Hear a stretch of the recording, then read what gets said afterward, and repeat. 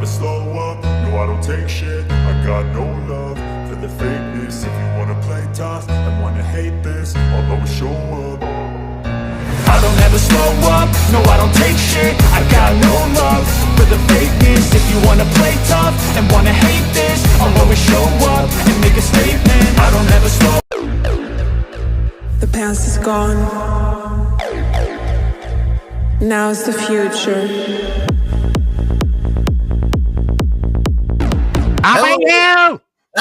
Hello, ladies and gentlemen, and welcome to another edition of the Weekly Review. My name is Mike Larkin, and joining me tonight is my boy Daniel Crimmins and my boy, the dead man of RWT, Paul Morales. We have a lot of stuff to talk about.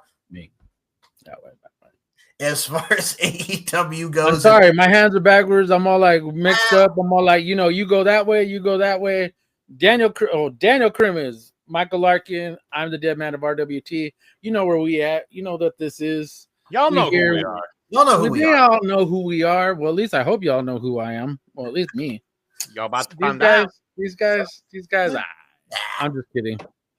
So we're going to be talking about what happened today, that being AEW's Forbidden Door and NXT's Heat Wave, which just went off the air. But we do have some news and notes before we get into it. And, well, we're going to start off in a piss mood because, God damn it, Raha Jackson, you punk bitch. So let's start off with the footage here because the footage is just fucked to the nines it's here. Very uncomfortable to watch. And it's very uncomfortable. Folks, if you don't like hits to the head, yep, or stuff like that, look away because this is kind of tough to watch. So here is what we have here, and we'll also play the footage that we have on Facebook to even go more that Paul put up here. So Raha Jackson, what show was this at again, Paul? What was the name? We should. It was Knox Pro Wrestling, but they were just having an event over yesterday. Okay, yeah, as a matter of fact, so it wasn't necessarily just, I don't know what event it was. I just know it was an event. So fair enough. And Mike, I think we should add, for those who maybe don't know, Raha Jackson is the son of UFC icon Quentin Rampage Jackson, who is also a TNA alumni. Oh God, don't get me started on the TNA alumni-ness. Oh, hey. He is. It exists. It exists. So with that being said, y'all, let us start with this first footage here. So here is a shot of him hitting Psycho Stu. And then Psycho Stu. Worried about Psycho Stu. Psycho Stu? What, you don't know me? Hell no. Yeah. Hey, I think that's a little... Oh, you don't show it? Easy. He's not a fucking worker, bro. Calm down. Yeah, what the fuck was that? You're good. What the fuck was that? You don't sell it? No, he's not a fucking worker, bro. What the fuck was that? Hold on. I don't play that shit, bro. Oh, sorry. No, I will fuck him up, bro. I know you will. No. We're good. I will fuck him up, bro. I don't play that shit. Sorry about that. Nah, I will fuck him up. You! Hey,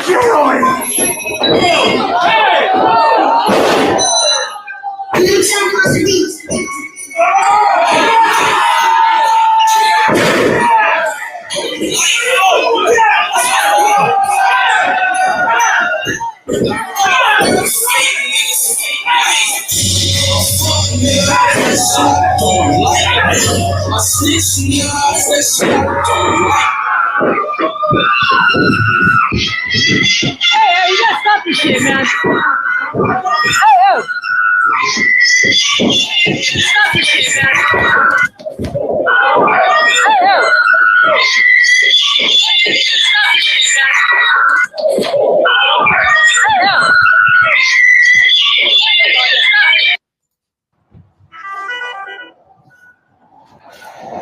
Hello?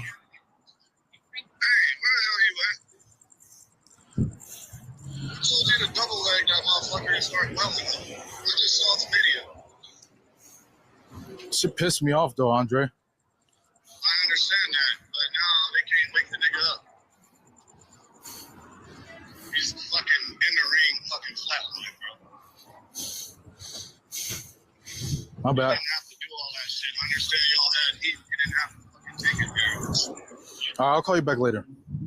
Let's go. Ready? Give me a clock. Let's go. All righty. So y'all want to comment? Yeah. Go ahead. So you all saw Rampage, Raha's dad put out a statement and apparently basically saying, I guess Raha had gotten a concussion like last week and he had no business being there. Which, did they know? Was this supposed to okay. So according to Rikishi, what he said, or what the statement from Knox Pro Wrestling, what they said was that it was supposed to be a work. It was supposed to be a work. It was just supposed to be a little interaction, whatever, him coming into the ring, kind of getting his feet wet, in the industry. But it's like something snapped in him for some apparent reason. I don't know if it was just one of those where he looked like, now we'll go back to the outside in the beginning. It looked like he was just like trying to not really make it. He looked like he was like wanting to beat his ass right then and there. But unfortunately, like we got to the part where they were in the ring, they were finishing up the match. And it's like he just hopped in and you saw what happened. And it's fucking crazy, dude. That's literally the craziest thing I've ever seen to happen in a wrestling ring. We've seen over the years some crazy stuff. Don't matter what promotion, doesn't matter where it's at around the world. We've seen some crazy stuff. That right there far exceeds anything that any of us have ever seen. And here are the reports from Sean Ross Sapp, and we'll read the statements that Paul had mentioned. So from Sean Ross Sapp of Fightful, based on what I've heard, the spot with Raha Jackson at Knox Pro Wrestling was planned. However, Raha Jackson knocked the person out, ring named Psycho Stu, and followed with a lot of heavy punches to Psycho Stu, which were not planned to do that kind of damage. Stu was rushed to the hospital with serious injuries. We're working to find out more and have Stu in our thoughts. And now let's read the statement from the one, the only Knox Pro themselves. So we will pull that up on the screen. Did you also have Quentin Rampage's statement? Yep, that's coming up after this one. So Knox Pro, first and foremost, our thoughts and prayers are with our brother, Mr. Stuart Smith, Psycho Stu, as he remains a priority and we are monitoring his well-being. What was supposed to be a planned and agreed upon wrestling spot turned into a selfish, irresponsible act of violence against Mr. Smith. This egregious act is reprehensible and never should have occurred. In the 17 years of operation of Knox X Pro Wrestling Academy, there has never been anything as heinous take place such as this, and we apologize to our patrons and fans. And now we'll go to Rampage's post of this, which is just even crazier in its own right to really even look at. I mean, here's a statement from Rampage Jackson. As we pull that up on the screen now. Got it. Okay, so I want to clear up the misinformation about my son, Raha. I've been confirmed that the wrestler Stuart Smith, a.k.a. Psycho Stu, is awake and stable. Raha was unexpectedly hit in the side of the head by him moments before Smith's match. Raha was told that he could get his payback in the ring. I thought it was a part of the show. It was bad judgment and a work that went wrong. Raha is an MMA fighter, not a pro wrestler, and had no business involved in an event like this. I don't condone my son's actions at all. He suffered a concussion from sparring only days ago and had no business doing anything remotely close to physical contact. As a father, I'm deeply concerned with his health and the well-being of Mr. Smith. That being said, I'm very upset that any of this happened, but my main concern now is that Mr. Smith will make a speedy recovery. I apologize on his behalf and to kick for the situation. So, yeah, that was the statement from Mr. Rampage Jackson. You know, I think there's more going on here than either side is saying. Because it kind of sounds like one side saying, yeah, it was all planned. The other side saying, no, it wasn't. There was something else going on here. And I don't know. Just this whole thing is just a big old jar of what the fuck.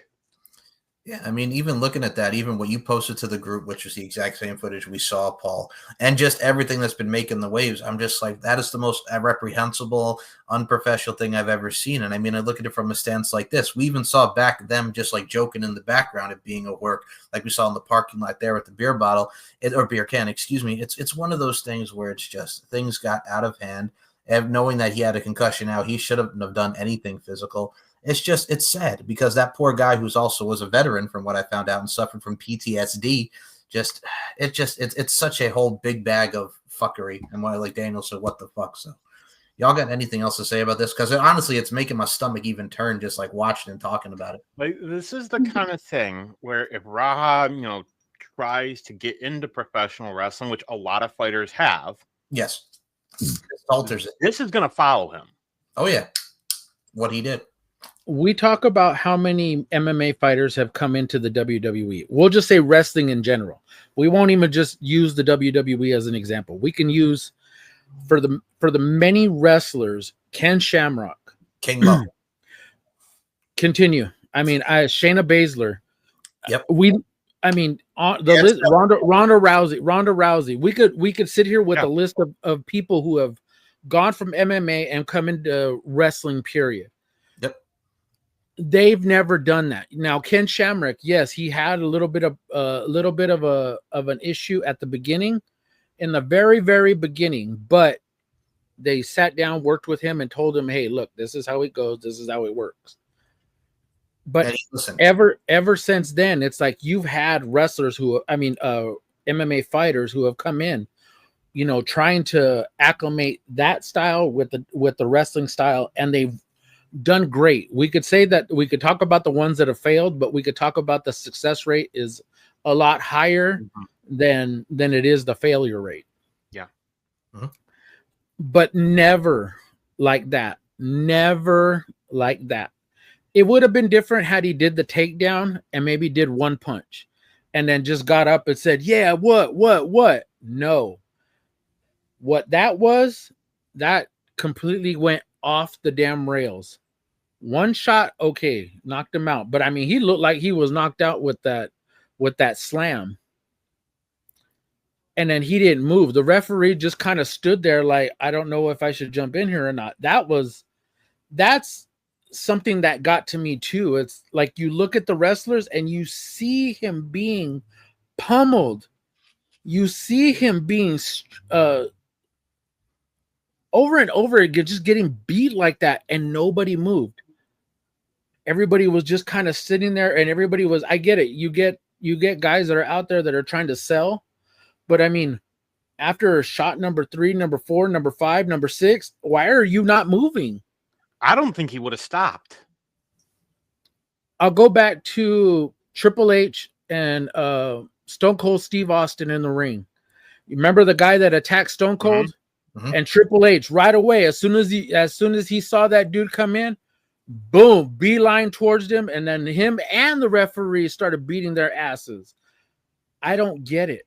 I really, really honestly do not get it. It's like, why did you not participate? Why did you just let it happen? Even the referee, I would have put my life on the line if I were a referee. Why am I going to want to continue to watch that? Like, I would have ran into him and pushed him over and told everybody else, "Hey, what the hell's going on?" Said something, instead of letting this dude end up in the fucking hospital. The question that a couple things. First, this is Rikishi's company, right? Yes. Bro. I got to assume that ref had a mic or something to speak to the back. I got to assume that, I know it's an indie show, but still, I got to imagine like there's some communication. So my question is, why did it take so long to get help out there? And I'll say, I don't think Raha was going to stop. It wasn't until they pulled him off. I'm scrolling through social media right now, okay? I'm trying to find anything of any updates about him, anything. The last thing that they posted was was the remarks that they made. I think it was late last night or early this morning. Yes, the statement. That was the only thing that they've said. I haven't seen any updates on his medical condition, but I'm sorry. You could say that, you know, he was taking those hits, you know, that it wasn't bad. But I don't want to speculate, but man, that's just horrible. And, you know, looking at Sean, and I think people were asking Sean Rossat for updates too. So I'm not just saying that it was just me. I mean, literally the last thing that they posted was maybe about 9 hours ago. That was this morning. So I mean, the tweets that I've seen, you look at guys like Rusev, Miro, who has been with that promotion, and I mean, you see people like Chris Masters and all these people that are just like, dude, you're not welcome in our business. Like, for you to do what you did, no. Like, everybody, like the wrestlers are like sticking up for Stu. They're sticking up for Rikishi's promotion. They're sticking up for everyone. But like you mentioned with the ref, like looking back in the day, WCW when Randy Anderson took down that fan. You look at all these people in the WWF. Earl Hebner's gotten in there. Mike Chioda's gotten in there with fans. Like, it's not that hard. I mean, Kevin Owens, even when his indie run, remember when that time when the guy tried to rush him and he punted the dude right in his fucking head? Like, don't come in. Look at that video of a dude trying to step to Jacob Fatu. Oh, and he mollywopped him. Which, just as an aside, why the hell would you even try to do that? I'll give you one better. And since Paul mentioned it earlier, happy birthday to the late, great Bray Wyatt. God rest his soul. When Roman Reigns got that thing chucked at him when he was wrestling Bray Wyatt on the house show, and Bray Wyatt went up to that dude like, you do not throw that shit. He went out of character and went after that guy for fucking throwing that shit at Roman Reigns. Like, you don't do that shit. But we've seen that. We've seen, like, literally shows stop, like live events, like where that's happened. We've seen shows stop, like literally right and pump the brakes, go out there and get attention to that person that, hey, I want them out of here. I want them out of here. You know, I don't want them up here, you know, for anything like that. It doesn't, I'm not specifically, we're talking about sporting events. We're talking about wrestling. But there have been major sporting events that have actually literally stopped what they were doing because somebody was either acting stupid or even at a concert. I've seen Dave Grohl do it. I've seen Dave Grohl do it at a Foo Fighters concert. He stopped mid song and said, hey, oh, hell no. He pointed at the guy, said, hey, you right there, you're fighting, get the fuck out of my concert. Mm-hmm. The late great Chester Bennington did that at a Linkin Park concert. Yep. Yeah, that too. That was my next one. You've seen it with so many people. Busta Rhymes, when they were heckling him about doing, like, Busta Rhymes was like, hey, yo, man, stop fucking interrupting me while I'm doing my shit. Get him the fuck out of here. Like, Busta Rhymes has done it. Everybody's done it. But I'm saying, like, it would, again, we can go back and analyze this, to a T and say he should have done this. Had he just done the slam and maybe one, like, looked like a brush of his forearm, and walked away a bit like, yeah, you know, started talking shit to him, that would have been okay. But it escalated so damn quickly, and you can't tell, like I said, you can't tell me that everybody that was there just kind of said, hey, look, oh my god, let me videotape this. I would have dropped my phone, I would have jumped in there, and I would have pushed his ass off of there. I'm sorry, that's just me. I'm old school like that, but I ain't gonna watch somebody get their ass beat like that. Not for a viral clip. No. And I honestly think we can honestly say this is going to follow Raja Jackson beyond wrestling into fighting, you know, and I guarantee you Tony Khan has seen this clip. Triple H has seen this clip. Carlos Silva has seen this clip. All the big name companies have seen this. Dana White has probably seen this. Could this affect his fight career? You know, yeah, absolutely. Because you have a guy who's clearly out and you're still hitting him. And see, it's different because in UFC, they've got the gloves. This was bare knuckle. Mm-hmm. And it was beyond uncomfortable to watch. I've hit people before. I know what the ricochet of somebody's face looks like. that right there, dude was out after that slam. I said that already once, but that first hit, you saw his head go one way. But I mean, as soon as it, like, you know, your neck is just gonna automatically come back. But it was just one after the other. I know I've hit people like that before, so I know that reaction. But man, that was just uncomfortable. Now I wasn't next. I know I'm definitely not as strong as Raja was or is, but fuck, man, I'm just saying, dude, like that's not welcome in any form. No. And I mean, just first of all, just thoughts and prayers go out to Psycho Stu, but just fucking Raha Jackson, you piece of fucking shit. That's all I can say, really. It just I hate when people go into business for themselves and they're just unprofessional and do what that gentleman did, because it's fucked up on so many levels. And people. The last thing that I want to say about this, and it was something that Rampage said in his statement, saying, "Well, you know, he's a fighter, he's not a wrestler." It's professional wrestling. You know, it's choreographed. You were there. Rampage was there. No, I meant he's been in a wrestling ring before. I mean, he's been. That's what I meant. I didn't mean he was there in the physical presence. But I mean, he knows what the wrestling business is about. It's not like, hey, I don't know. But still, at the same time, dude, I agree with you, man. That's you just don't do that. Like, you fuck out of here with that bullshit. Yeah. All right, next subject. No worries. We're gonna be sitting here getting more angry and more angrier and angrier. Well, something DC's head's gonna get a little bit more red because and a little more shiny. A little more shiny. Yeah, a little bit more shiny. So we'll go to something that did make us get him some Soul Glow pretty soon. So what did make us happy? Hey, better than Pine Sol. Hey. So what did make us happy was Karrion Kross and Scarlett made their GCW debut, and then we'll get the aftermath promo. But here is the footage of Karrion Kross and Scarlett arriving in GCW. More of these individuals with Matt. Oh, low blow. What on earth is happening, Mose?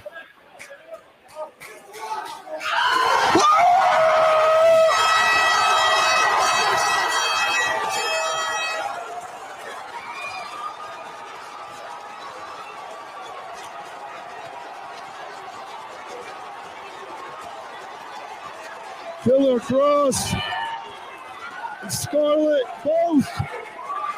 They are here in GCW, and you thought Cardona saw a ghost before.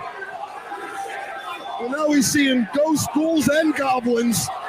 And Kross got him through the door.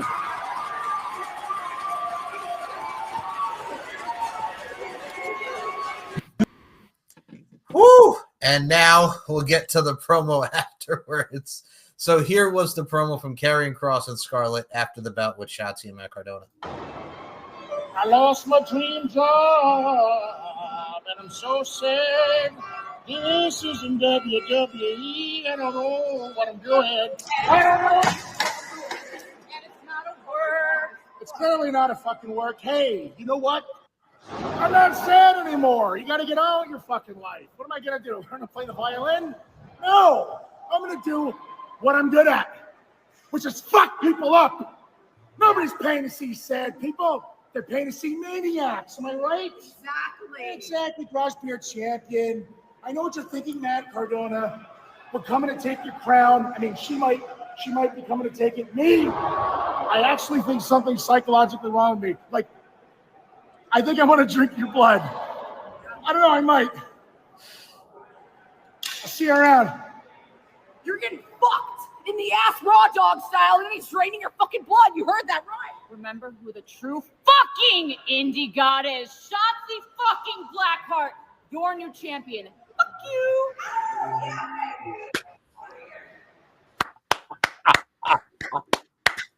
That was awesome. God damn. Chef's kiss.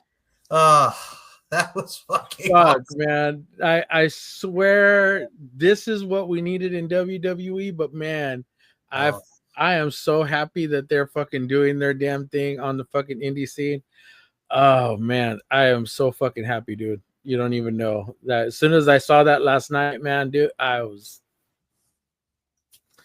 it. That was it. I was ready for it. So October 10th for House of Glory, first time ever one-on-one, Killer Cross versus Matt Cardona. Let's go, baby. You know, I'll say it. I want to see this be a death match. Hey, I'm for it. I'm for it. I mean, but I think once they get to the next GCW event, I'm pretty sure that's it'll get to there. They're working to it. I have a feeling they're working to it. Did you see some people online were even saying, because obviously they're saying it's not a work, it's not a fucking work. People still think it's a work because they're in GCW, and what is GCW affiliated with? The WWE ID program. So people are still assuming because they have that affiliation with the WWE ID program that it's not a work.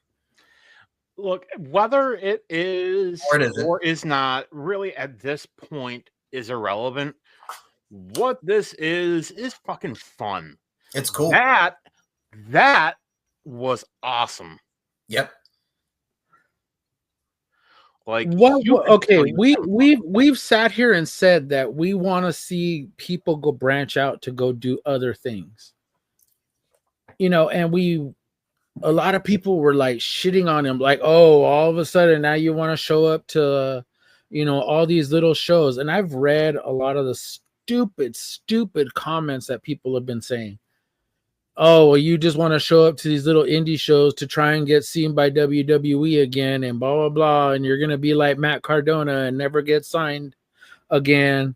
You know, what you didn't think about going to maybe like a bigger promotion like AEW, you know, to go get more well known. And it's just the stupid things that people say. But I'll go back to what DC said. Yeah.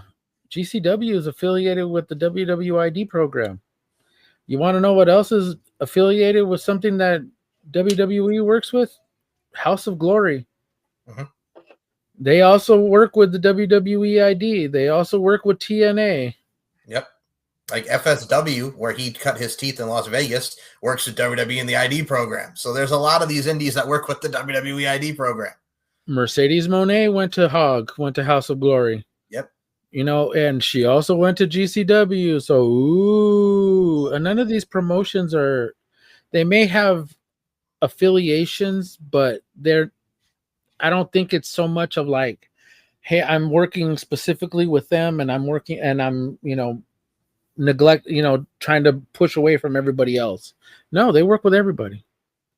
We'll see. But I love this. I love this. I love this. We collectively love this. True wrestling fans love this. Look at what happened when Matt Cardona got released from WWE. Oh, he became a bigger star than he ever has in his career.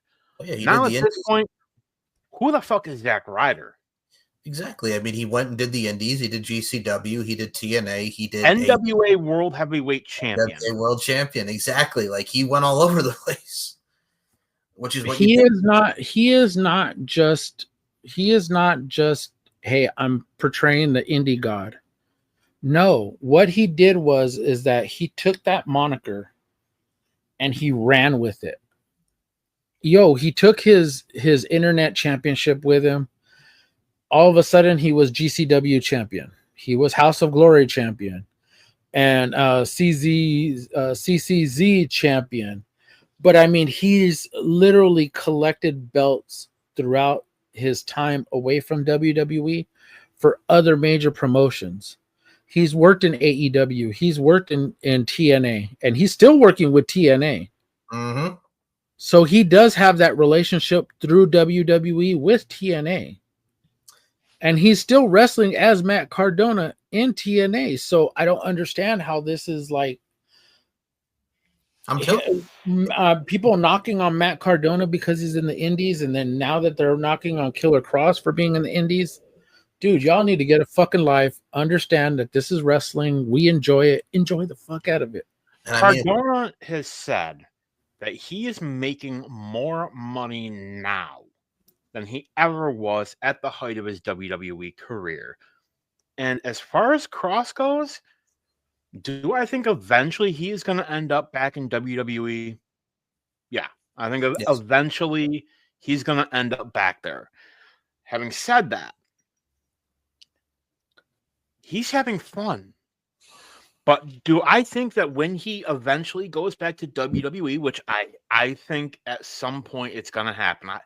I don't necessarily think this is a work, but if and when he does go back to WWE, it's not going to be as Karrion Kross. Karrion Kross is fucking dead. He's coming back as Killer Kross. Well, I mean, like Paul mentioned about the TNA stuff. Like for me, if like we could get this updated version like we got here with him and Scarlett and TNA compared to their initial runs in 2018, 2019, I think that would be sweet. Even Shotzi, because if you remember when Shotzi was in TNA for that short period of time before she went to WWE, it didn't really do nothing with her. She was just kind of there. And I mean, if you have this updated version of Shotzi in TNA, kind of like what we got here, I think that would be sweet. I think it adds more elements to TNA, but there's so many ways that you could definitely go with this, and I'm just going to say it right now since you mentioned stupid comments, Paul. He ain't going to AEW. Nor him nor Scarlett are going to AEW, so y'all can just stop with that right now. Like for real. He would. There's too much. There's too much going on in AEW, and he wouldn't fit in. No. And also the allegations too. So yeah. No. I know that, but I'm that part. But I mean, if you look at that aside. Yeah. If you look at the AEW roster right now, it's too stacked. Really they're stacked. But Tony has to figure out a way to maneuver everybody in a position to where it excels. Right now, you're going to lose Will Ospreay because he's going to have surgery and he's going to be out for a little while. Maybe that's why he's extending Danhausen's contract. Yeah. We'll get to that later. But anyways, right now, my company, I'll pay you. I'll pay you. No. Oh, well, we'll talk about that first because Danhausen, like Dan mentioned, is staying. It got extended. The dude just wants to get the fuck out of there. Let's put it into the bluntest of terms. He wants to get the fuck out of there. They didn't do anything after Hookhausen. He was just there. You had potential with that. And it's just like, just let the man go. Let him get the fuck out. Like literally, let him get the fuck out. Do y'all want to see Danhausen NXT? Yes. I would like to see Danhausen in NXT. Hell, I'd like to see Danhausen in TNA too, but yeah, just yeah. Because NXT would be one of those places where I think he'd be able to hone his craft more. There's something that I really need this, and I never realized until today how much I need this. Santino Marella, Danhausen, Mr. Iguana. Hey, man. Wow. Hey. Give me Danhausen and Tatum Paxley. I like that. I like that a lot. So, speaking of that real quickly, who do you think our partner is going to be on NXT? Ron Sinclair's partner against Tatum and Izzy Dame. I don't have no idea. I'm thinking Lyra Valkyria just because of the history with Tatum. Yeah. That would be another one. Yeah. And she was down there too. I think that was another thing that she touched on too. So yeah, that would be interesting. That's what I'm saying. You have a lot of stuff that's really going especially since she got knocked out of the IC title picture. So if she were to go down there, kind of give her something to do for a little bit. Do we want to mention Cuckoo Bailey? Are y'all enjoying this new updated version of? Oh my God! You know, I love me some crazy chicks. But she's got like the three faces of Bailey. She's got Bailey. She's got the Hugger Bailey. She's got Ding Dong Hello Bailey. What are we thinking here, guys? Are a heel turn or is she just gonna like go switch between different personalities? The dead man loves crazy chicks. Yes. Well, what do you think, Paul? You think it's gonna be a heel turn or she's just gonna switch it up? No, I think she's gonna have every single different persona. I think she's gonna come out as each individual. We're gonna end up seeing Bailey and her fucking Bailey buddies. Wacky inflatable tube man. Yep. We're gonna see that version. We're gonna see Ding Dong with the host and the glasses and looking all fine and everything with her jacket on and looking all scrumptious. Scrumptious. Yeah, I'm not daydreaming about that, by the way. And then we can get this one back. Go for it. Go for it.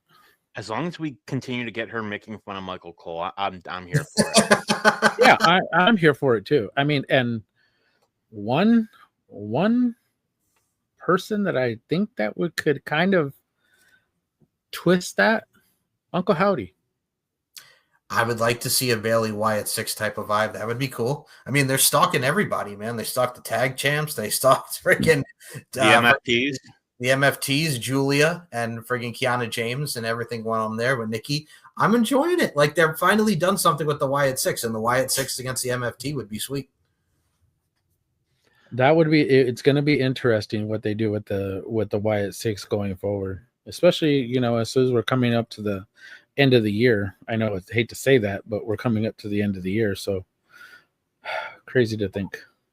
And crazy to think. Well, we touched upon last week, but we didn't really say it now because when we recorded the show, like Paul mentioned, it was before they announced it. Congratulations to Naomi and Big Jim. Yeah. Oh my God, we're gonna have a little Jimmy out there. We're gonna have baby Uso.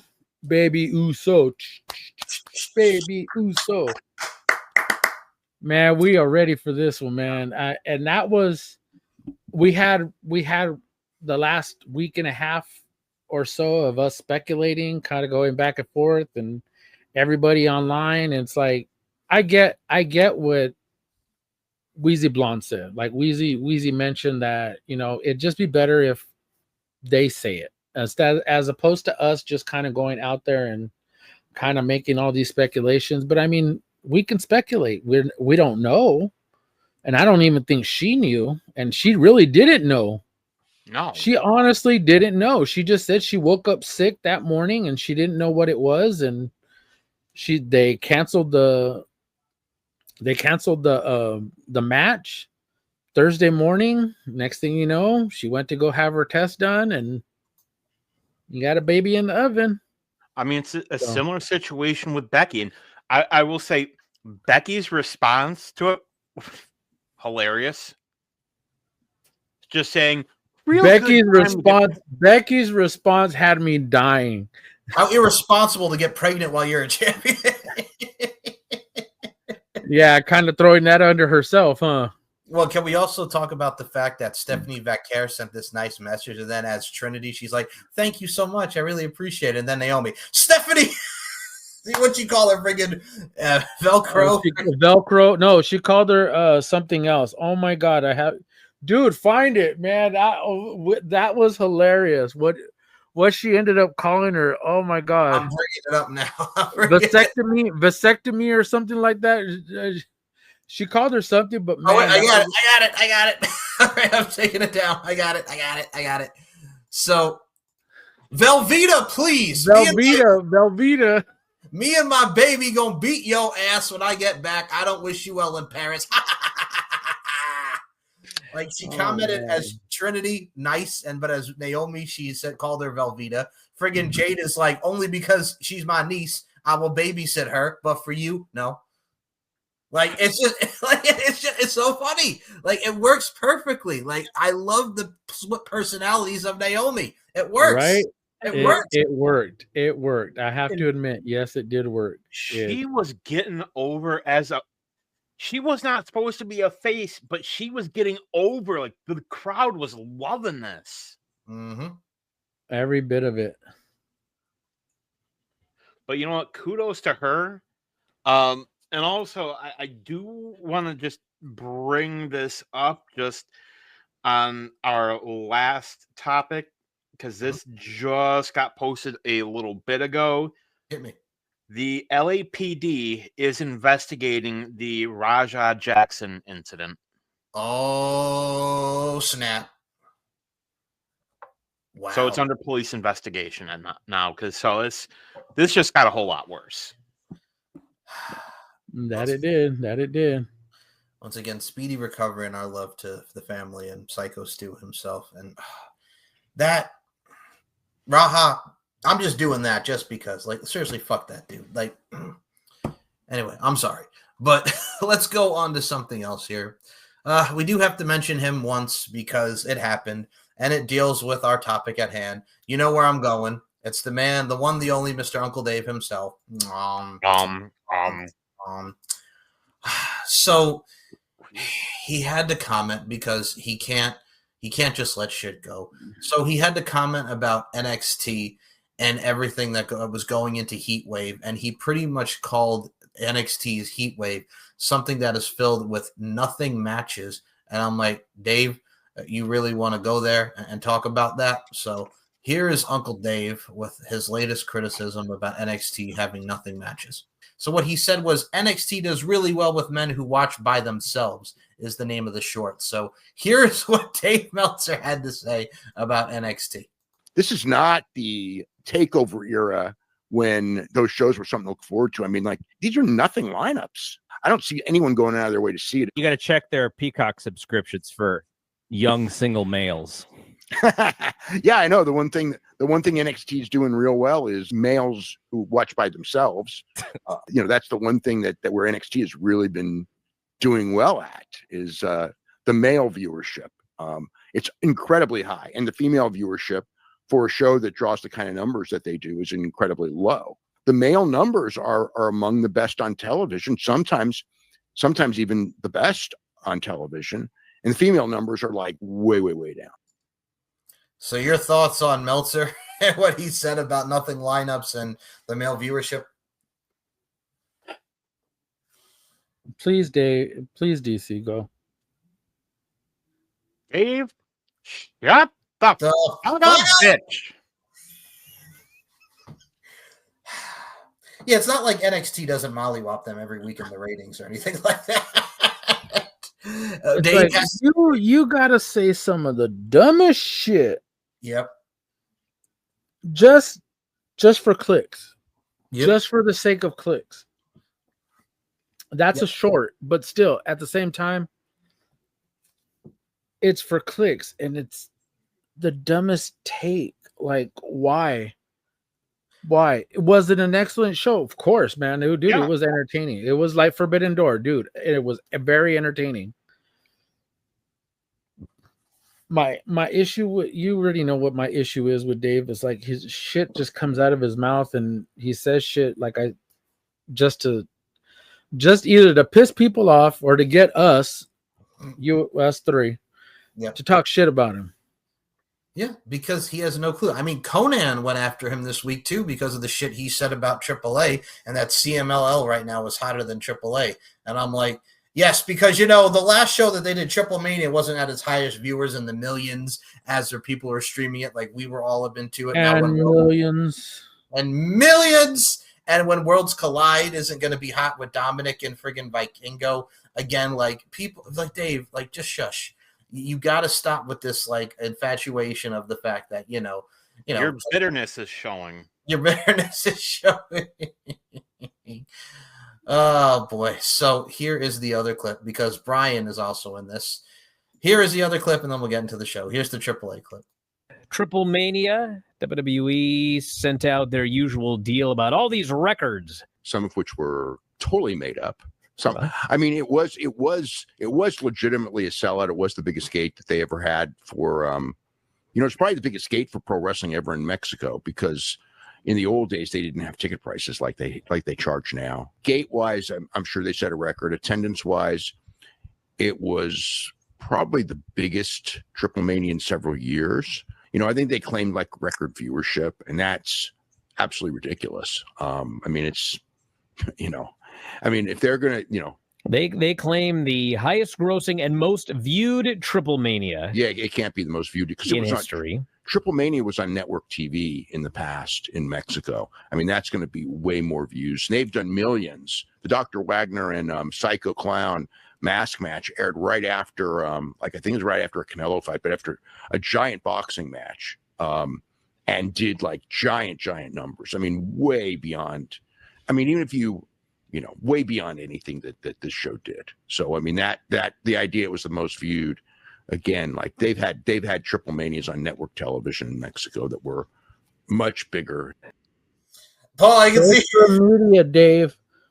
Highest viewed on social media, not network TV. Social media. Yeah. Let's flip it around. If Tony Khan said this, it must be true. Dave would be agreeing with it. Oh yeah. But you cannot say that Meltzer does not have an AEW bias. Again, anyone that says he doesn't is a fucking moron. And it's fine. You want to have a bias? That's fine. But don't deny it.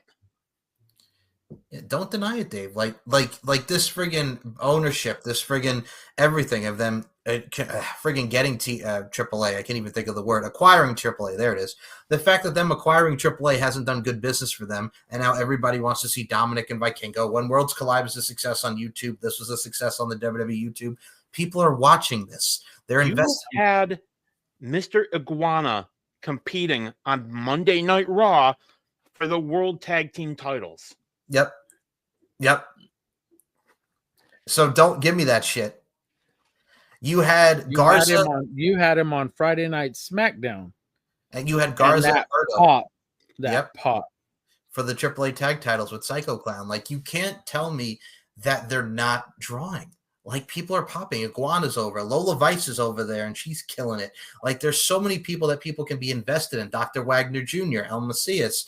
Like, there's so many things that people will relate to and people are going to gravitate towards. And that's it. We were bragging last week about Natty and Fabi Apache and how we're looking forward to that when Worlds Collide comes into fruition. Because Natty, being that character that she's not on WWE, is freaking fantastic. And we want more of that. Everything worked to perfection with what they're doing. I'm trying to get to this Worlds Collide too. Yes.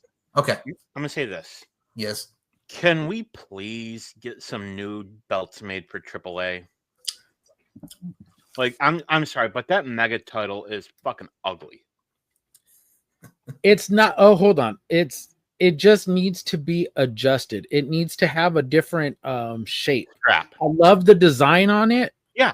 I love the specific design. That's the designs that are on it and the side plates. It's just that it needs to have a different form to it. The strap. I'm sorry, but that New Japan title, they need to go back to the old one. That New Japan World title needs to go back to the old one because, oh my God, that thing is horrendous. I'll say this, like the AAA mega title strap needs work. And redo the plates, keep the same artwork, and I think just give it, like, freshen it up a little bit. And I've got to imagine WWE probably is working on that. Because if you look at the Latin American Championship, I think it is. That's what it is. Yes. That one is beautiful. Yeah. That one is far better than their actual championship. It's like the IWGP Intercontinental title. That one's far better than the world title. Sorry, not sorry. So I got to ask y'all before we get into the shows here and the great belts, because there's a lot of belts to discuss on these shows. WrestlePalooza is going to be counter-programming AEW's All Out. Y'all's thoughts, because it looks like WrestlePalooza, the top two matches are going to be John Cena and Brock Lesnar and Cody and Drew McIntyre for the world title. And then you got All Out counter-programming. So what do y'all think? Same day, All Out, WrestlePalooza? And also the fact that it's named after an ECW pay-per-view and Tony loves ECW, which is even funnier. So, Paul, what are your... why they're doing it. So, Paul, I'll start with you. What are your initial thoughts? I think it's going to be interesting. I understand people's views on why they're doing it and why they continue to do it. And my take is if you're not scared of AEW, why are you trying to counter program them? It's like today. Okay, they were kind of separate. AEW was in England. Was in London. Morning/afternoon. Yeah, so we would get a morning/afternoon here. So okay, I understand that. And then Heatwave was in the evening.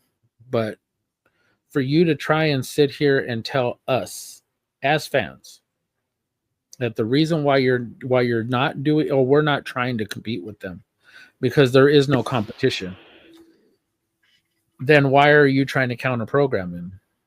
It makes more sense. And I get it. UFC does it. UFC does it all the time. That's the reason why Pride and all these other Bellator, a lot of them either went under or they're just not doing as many shows as they were because you can't compete.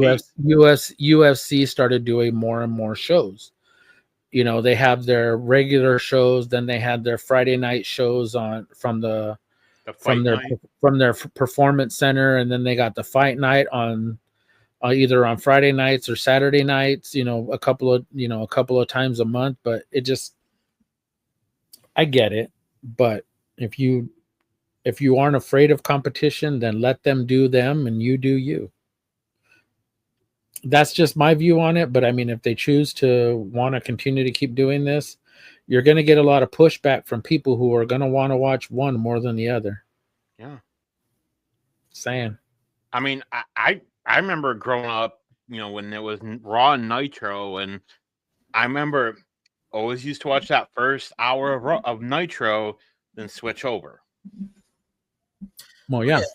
Well, that's the thing too. And people are saying like it's petty, it's whatnot. I'm like, no, it's not petty. It's business. Like you guys mentioned with the Monday Night Wars, with Starrcade, with WrestleMania, and all these shows. Like this has happened before. Like this is nothing new. So like y'all got to stop. It's just the people just don't get it, and that's fine. But I mean, at the end of the day, it's a lot of wrestling for everybody to really get into and indulge and invest in. And I mean, John Cena and Brock Lesnar for the final time. John Cena better win. You're on the babyface back end of his retirement tour. So, I mean, I wish that we could redo the first half of that retirement tour. But I think this second one, especially with that promo that he cut on Logan Paul this past week on SmackDown, is any indication. I'm really looking forward to seeing what we do with John Cena and Logan Paul. And speaking of things that we're really looking forward to, we will discuss NXT Heatwave in a second here. But Forbidden Door, there was a lot of matches. One thing that really stuck out to me that I really did enjoy, let's talk about it here. Bro Dito won the AEW World Tag Team Championships over the Hurt Unexpected, but very unexpected. But I mean, I am happy that they won, but it was very unexpected. That chair shot to the head was not necessary, but other than that. I mean, Brody King, he's a Cali guy just like you, Paul. How where is Van Nuys in relation to you? Right there, down the street. So he's super local. Yeah, he's super local. He's right there, literally. And you know what? 4 blocks that way. I'm in Van Nuys. My worry with him, with Brody King, after Malachi, Alistair, whatever you want to call him, after he left, was what's going to happen with Brody King? Like, he's somebody that he has an aura about him. He's got that something special. And my fear was that, he was going to get lost in the shuffle like so many others. And I thought, is he just going to, kind of flounder until his contract runs up? So to see him do this, and at first I thought, Bandito and him, that's just weird, but okay. Honestly, I thought if anything, FTR was going to win it. Same. And that would have been okay. Because, hey, you got to give Stokely something. Or a Hurt Syndicate would have retained. I'm kind of curious to see kind of where all this goes, because they can come back and just say, hey, we didn't lose. So does it necessarily need to be a long run? No. I mean, I look at it from a stance like this. Brody King, like Daniel mentioned, everything that happened with the House of Black, everything that happened with the Hounds, it's just, it is what it is. And I mean, like I mentioned, the chair shot to the head was unnecessary. We should not be doing chair shots to the head in 2025. But other than that, I enjoyed the match. I thought it was really, really good. And the fact of the matter is I was thinking we were going in the direction of FTR against Copeland and Christian for the tag titles in Toronto. But if we get FTR against Cope. If we get FTR without them for the tag titles, it's fine. It's even better that way. But the fact of the matter is we got Ricochet and the Gates of Agony getting involved. And I'm going to tell you right now, I'm really not looking forward to a Hurt Syndicate Ricochet Gates of Agony feud, because Ricochet has really how the mighty have fallen when you're teaming with the team.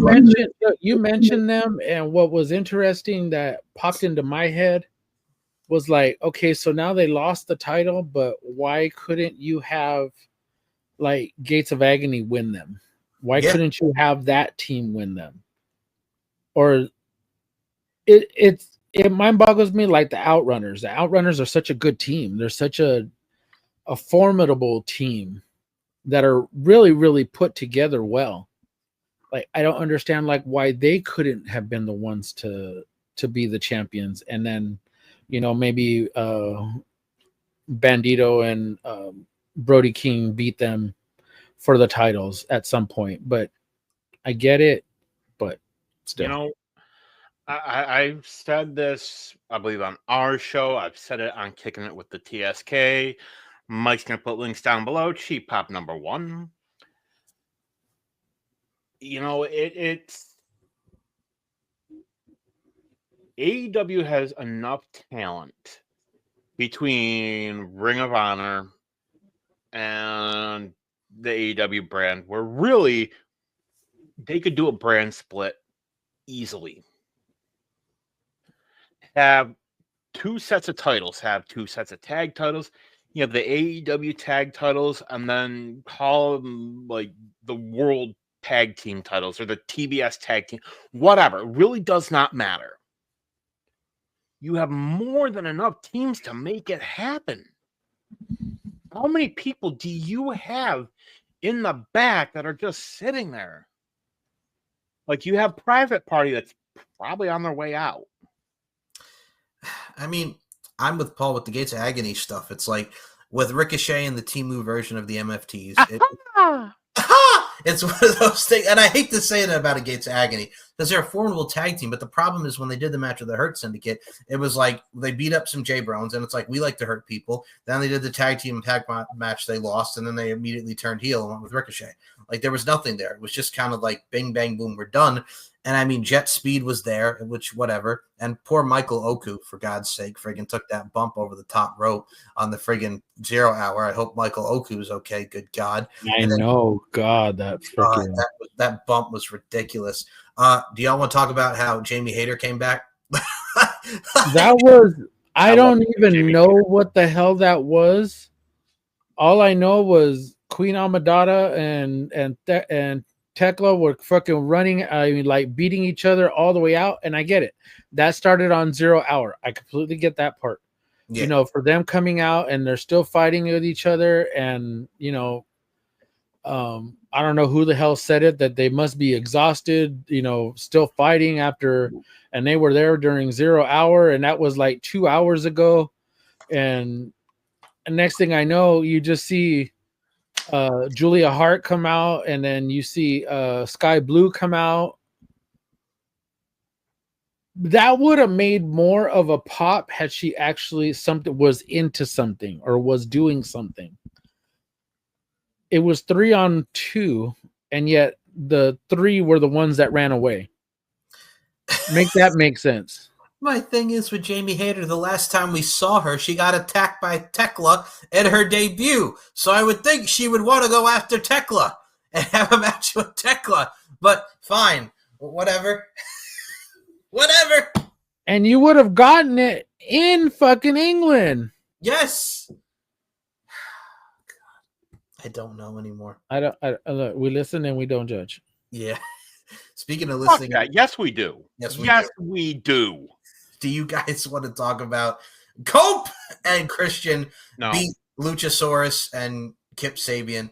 That was I have to admit, that was a very bland match. Come on, the pop-up spear to end it? My God, come on now. No, I don't mean it in a bland like it was completely horrible. I meant it that it was bland, like it was pretty basic. It was a pretty basic match. I mean, there was nothing really nothing that would be like, oh, hey, I want to go back and watch that part. Oh my God, I want to go back and watch it, the whole match. No, it was just one of those matches. Hey, it was cool to see them back together. Yay. Yay. You know, So I don't know what more you want. I actually do have something to say. Yeah. Fuck the Hulk Hogan. Well, yeah, that too. But Kill Switch, Luchasaurus, whatever. You call them Luchasaurus too, Mike. Shut the fuck up. You did call them Luchasaurus. What's up? What's up? Anyway, he literally just came back Wednesday. Yes, he did.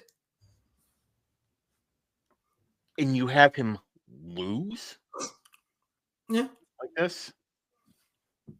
I would have much rather had. I would have much rather him have turned face. That would have worked too, but you just have something that's been gone for what, over a year, right? Yep. Yeah, with this heart condition. Junior died, and this is what you do. Yeah, because dumbass Nick Wayne broke his foot. So yeah. You could have had anybody else come back. I You agree. could have had anybody else in that patriarch or whatever the hell their damn fucking family name is now. You know, you could have had anybody else come out and do this, and then you could have had Luchasaurus come out to a huge pop. He didn't need to take the L. He could have sided with. He could have simply sided with Christian, get the pop, and then them hug because he's back. I think they also wanted to portray the story of like how Christian treated him like shit too. So that's why he's siding with, of course, Nick Wayne and Kip Sabian. But still, like they could have done more to it. Good. And this is how it's gonna go. I guarantee you. It's got their kill switch is still gonna get treated like shit, but it's gonna be Nick Wayne this time. Rinse, wash, repeat. Yep, I can definitely see that. And I mean, here's one actually thing that did shock me. I was shocked that Daniel Garcia did not turn heel. Zack Sabre Jr. and Nigel McGuinness had a really good match. They did. I really enjoyed that. Were you guys? That was far better than what I expected. Even you know, I can honestly say I think Nigel is peak Ring of Honor, like early days to like way back when. I think Zack Sabre Jr. is somebody that really would have fit in well back then. In that era of Ring of Honor, of your Bryan Danielsons, your Joes, your Punks, your Jamie Gibson, aka Jamie Noble. Some truly the goats, as I would call them. Yeah, Doug Williams. Can we talk about how excellent fucking Bryan Danielson was on fucking commentary? Well, I mean, people were saying like, "Oh, he should be that more." I'm like, "Do we not?" Him and Taz need to have their own need to be on Collision. Just him and Taz, because they were fucking killing it. Fuck everybody else on that damn panel. Just give us Taz and Bryan Danielson, and I'd be perfectly happy because their camaraderie was excellent. Well, here's my thing. When people were crapping about or they were saying like, "Oh, we should see Bryan Danielson more on commentary." I'm like, "Hello, him and Mauro Ranallo in the Cruiserweight Classic, like that was amazing. Like he's done commentary before and he knows his shit." And I agree with you. I thought him and Taz had a great dynamic, and just him talking about Nigel and how he used to, with the things that he used to do in ROH and growing up with them having their matches in ROH and just everything that he knew, and talking about how well he talked about Zack Sabre Jr. and how their match that they had, how great it was and whatnot. I mean, it was just a beautiful thing to listen to. I agree wholeheartedly, and that's what makes the story worth telling. And speaking of something else that was really worth telling, let's talk about the two women's matches. We'll first start with Toni Storm and Athena, with Toni Storm retaining over Athena. I laughed. I died. I thought it was hilarious. I thought everything that they did worked perfectly. I unfortunately think Athena is going to go back to doing her Ring of Honor thing, but damn it, I really enjoyed this match. Go ahead, Paul. I honestly thought fucking she was going to go over. I don't ask me why I thought Athena was going to be the one to dethrone her. Yep. But I get it. Toni Storm is just this iconic champion, and you want her to hold that title for as long as possible. Yep. I just think that it has to be somebody who's going to be able to she's going to put over, who's going to win it. At least that's my thought. Mercedes Moné. No, not Mercedes. No, Because you know- Mercedes had her moment in the sun, and I think unless Mercedes starts losing all the belts that she's collected, I'll say it. I'm gonna give her a lot of congratulations because she won belt number 9. Yeah. Now the reason why I'm going to give her all the credit for this is something I said last week or the week before, one of those two. But those are indie promotions that don't get a lot of people out there saying, "Oh my God, I want to go watch them. Oh my God, I want to go watch them." And you get somebody like Mercedes, who's a well-known character. You know, you get that belt on them and it gets it seen. And we're going to see probably on Dynamite that she's going to come out with all 9 belts and show them all off. I'm surprised she didn't do it tonight with all when she came out, but at least she had her TBS title on. That was a good match though. You know, I do gotta say, yeah, I gotta imagine how heavy her fucking bags have to be. Oh God, going through security with all those belts, holy shit! That's got to be a pain in the ass. I bet. And I mean, dude, like Persephone, Bozilla, and Alex Windsor. First of all, Bozilla. I am a fan. I am sure of one of Persephone and the other one of fucking Bozilla. Oh my God. She's only 21 years old. Right. Alex, Queen of the Ring, thank you so much for having that damn thread. By the way, her that link will be down below. Cheap Pop number 2, because you want to know what? She straight posted a bunch of Bozilla videos for everybody to watch. Dude, any of those matches, that girl can go. That's all you need to know is that girl can go at 21 years old. Papa Lark actually made a great mention. He said looking at her size and her stature reminds him of Bailey Humphrey from LFG. I could see that. Oh, I could see that. Okay. I didn't even think about that, but man, I mean, Persephone reminds me of a Stephanie named Velcro. I mean, Velveeta. I mean, Becor. Becur. Yeah. Becur. Yes, but I mean, everybody worked their ass off. I think it's just the fact that we're tired of seeing this woman, and you know that she's going to beat Jade Cargill's record. You know that's happening because we're getting close. Yeah.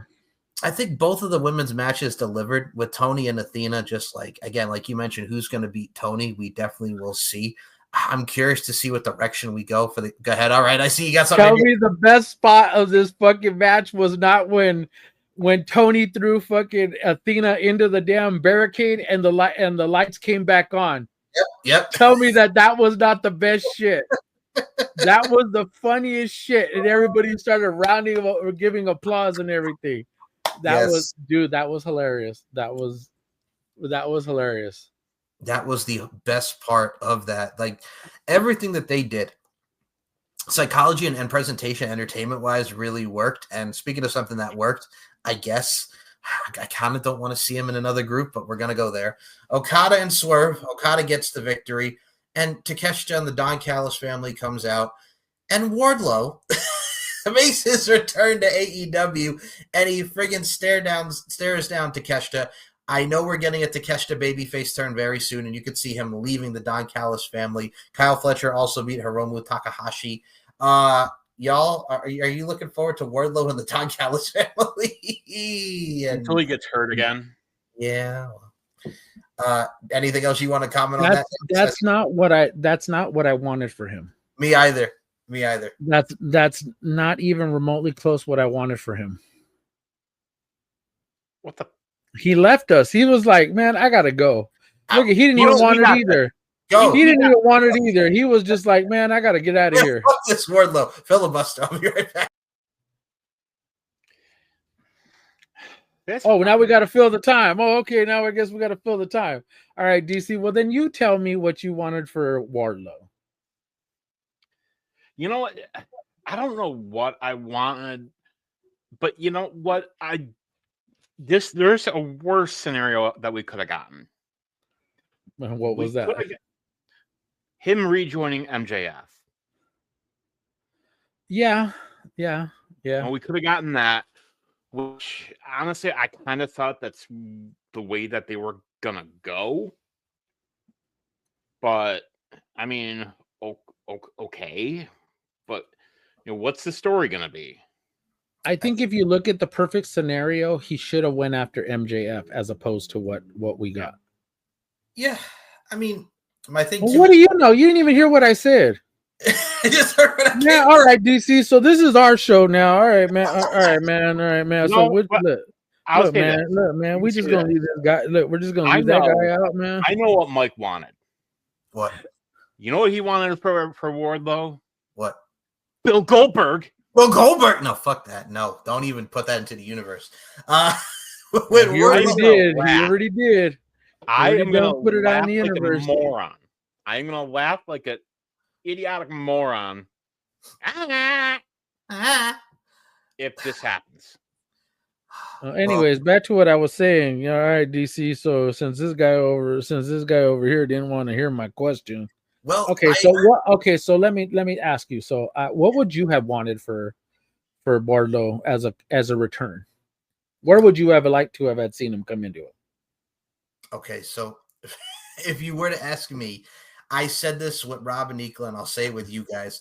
Yeah, but that's Rob and Nicola. This is us. All right, hold on. Joe. Who am I here again? Completely different show. I understand. I like Rob. He's nice. He's nice. Nicola's all, and my demoness, I love you. All love. We acknowledge you. We acknowledge you. So, anyways, as I was saying, Blackheart. Anyways, I was saying, when it comes to Wardlow, I thought it would have been really stupid as well to put him back with MJF because after everything that they've been through with him giving the ring to CM Punk and that, I mean, the Adam Cole thing never really finished because of Adam Cole's injuries. And I mean, he was just like stuck in limbo and then he got hurt. And I think putting him in another group, I'm just like with the Don Callis family, all right. But I mean, him putting back with MJF, I thought wouldn't have made sense. I thought they were originally going to have FTR win, and then we were going to have like a reformation of the Pinnacle to go against the Hurt Syndicate with MJF, Wardlow, and the Revival, FTR against the Hurt Syndicate. But yeah, for me, I would have just had him in a loner and just fucking wreck shop like he does. Fuck and just the Revival. Fuck the Revival. I'm not a fan of putting him in another group, to be completely honest with you. And that's exactly where he's fucking going. I mean, I would have much rather have seen him return, either attack MJF, and continue that, because that, again, we have MJF who's still battling what's his face?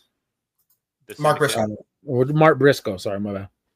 We still have him battling Mark Briscoe. I mean, of course, he just lost to one Hangman Adam Page, which now he does not have no contract to bind him up.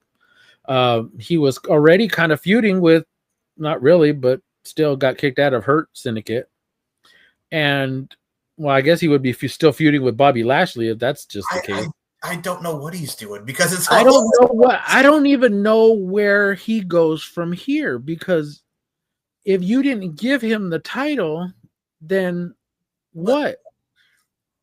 Then they have Mark Briscoe beat him at All Out, and that finishes off the Mark Briscoe feud, and then you go to the Bobby Lashley feud for Full Gear. Like, what are we doing? Like, what are we doing? Yeah, but then you just have Bobby Lashley in this feud with Gates of Agony, and it's ridiculous. I said it was ridiculous. I fucking hate the feud. I have no desire to see the Hurt Syndicate against Ricochet and Team MFT. Like, it's just like whatever. But that's just it. It's like, it just seems like it's rushed all over the place. It's all over the place. I'll say it more that way. It's all over the place. Again, I'm not going to sit here and say that, hey, I am completely stoked with the way AEW, specifically Tony Khan, the way he's been doing a lot of different storylines, trying to intertwine them. And for the most part, some have worked, some have not. But we're not talking about the wrestling. This isn't wrestling bait. This isn't a wrestling comment. I am not talking about any bias towards the wrestling. It's excellent. We already know that they're going to go out there and perform their asses off. I'm specifically talking about the stories.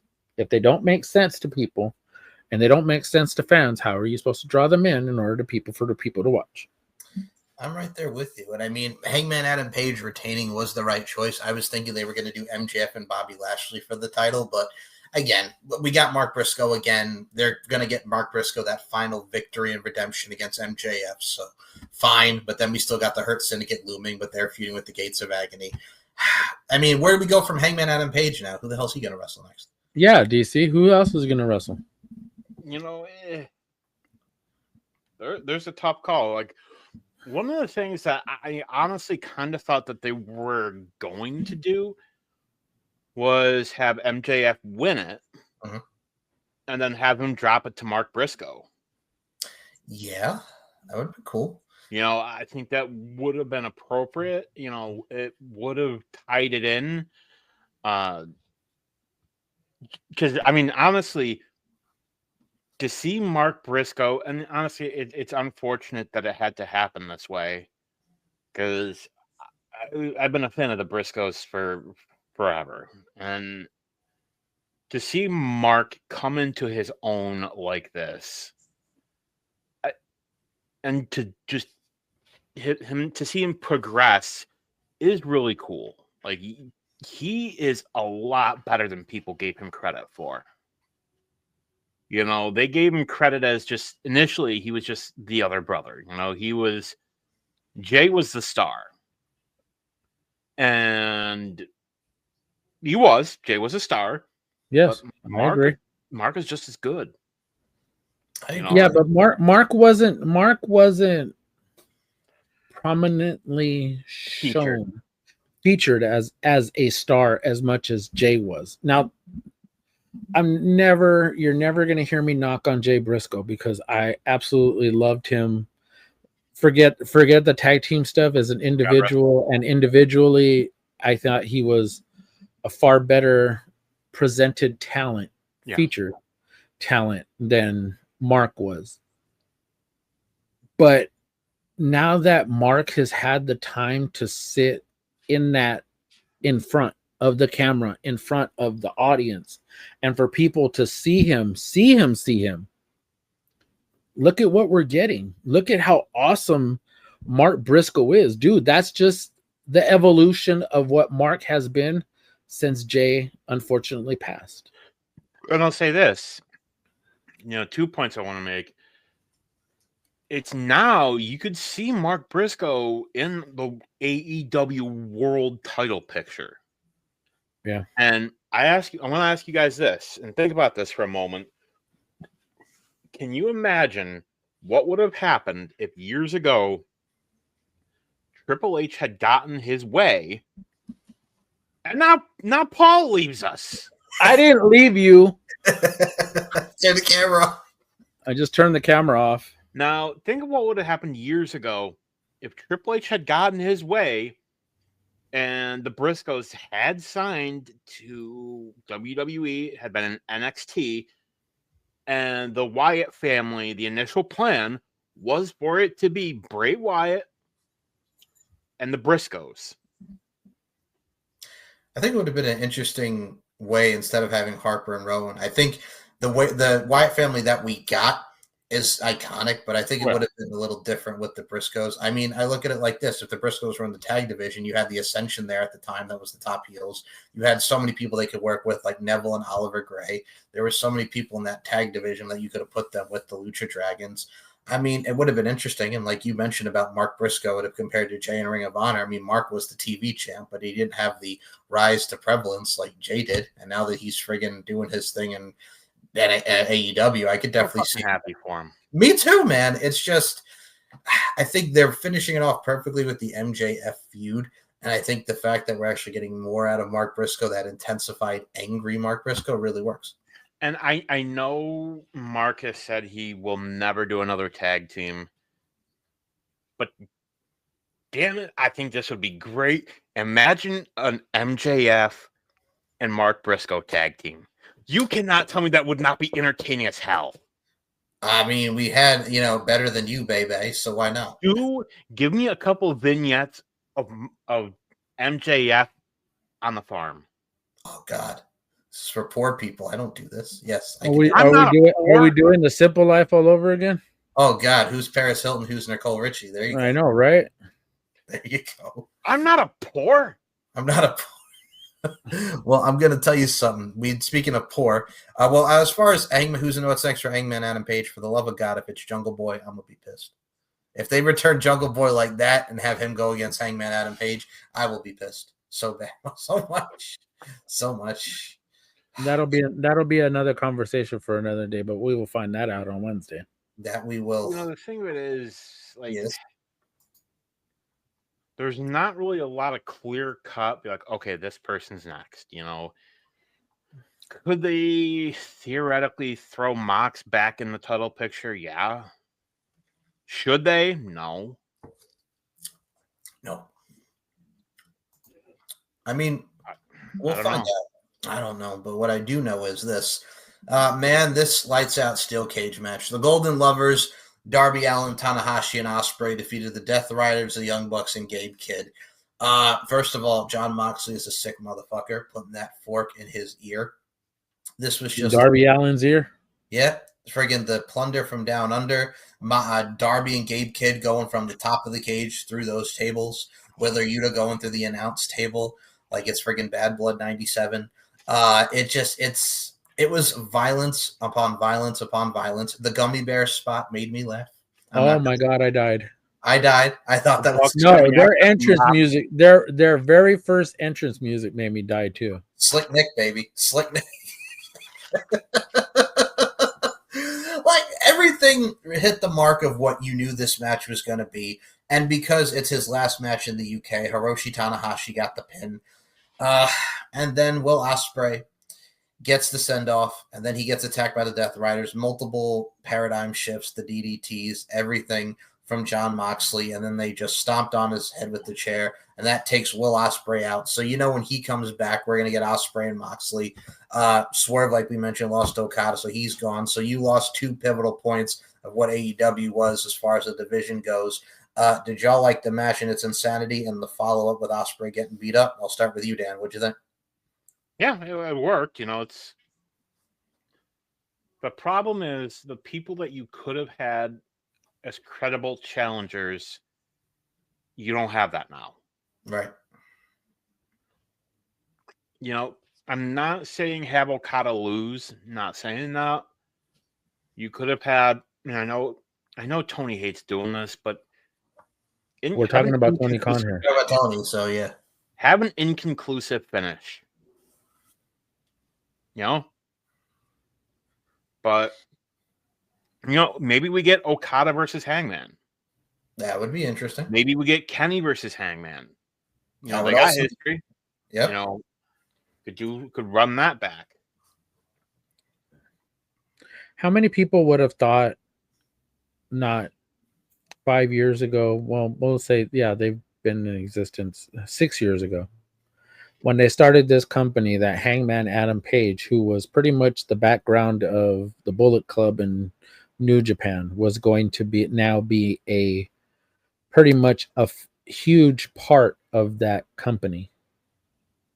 Who would have thought that guy that was pretty much the IWGP junior heavyweight champion, or a tag team champion, or intercontinental champion, the trio title, trio champion, who would have thought that guy would have been a world champion in a company? We go back and forth, and we sit here and we talk about how crazy it's been, for this company. How crazy it's been for this company to have these guys who should be in the forefront. Now, nobody thought. I mean, Swerve was in WWE, yep. But you had Darby, you had Hangman Adam Page, and you had MJF, who are pretty much pillars of the company. But I mean, at the same time, it's like they shouldn't have been there, but they are now. I think I guess would be a profound way of looking at it. Oh yeah, and I mean, this match and everything that we had, it's going to lead us to where we go towards the road to All Out. And I think overall, this pay-per-view, I think it delivered. I think this pay-per-view was very solid. It had its moments, but from what we got, from what we thought was kind of be very meh, it was something. It was something to behold. I did have one more thing. Tell me that 3 count didn't fucking swerve you. Yeah. with fucking Hangman Adam Page with MJF pinning Hangman Adam Page, even though his foot was on the freaking rope and the referee counted 3, and everybody was just kind of sitting there, kind of looking around. Even the announcers were so fucking baffled by it. I know it swerved me. It made no damn sense to have it happen, but I don't know it. No, it was a very much it was a cluster of a match, but it worked for what we got. And I mean, it gave us what we got with Hangman winning and MJF, where we go from there.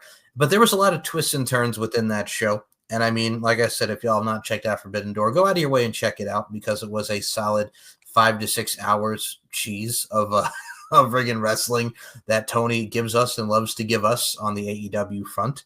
And then 7:00 p.m. started here on the east side, and 4 p.m. on the west side.